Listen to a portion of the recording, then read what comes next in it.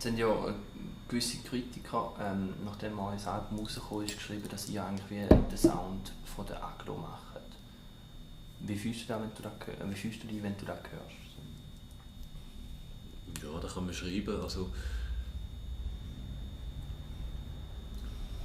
ich weiß auch nicht genau, irgendwie St. Gallen ist halt immer ein bisschen am Rand. Und Aglo ist ja einfach auch irgendwie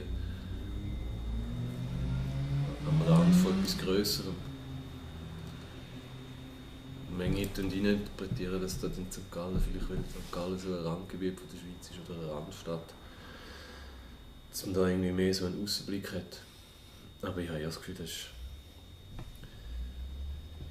Also der Sound von der Aglo hat wahrscheinlich mehr mit der Geschichte zu tun. Vielleicht. Also irgendwann der Sound ist nicht... Ich habe keine Ahnung, was ein Aglo-Sound ist. Hip-Hop ist wahrscheinlich auch Aglo-Sound. Ich bin einfach eher so ein Randständiger. Wie meinst du das? Nein, ich bin einfach wirklich mehr so... Ich bin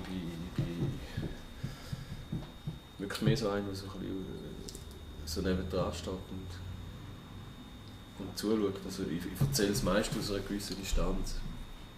Also so eine anteilnehmende Distanz, finde ich. Aber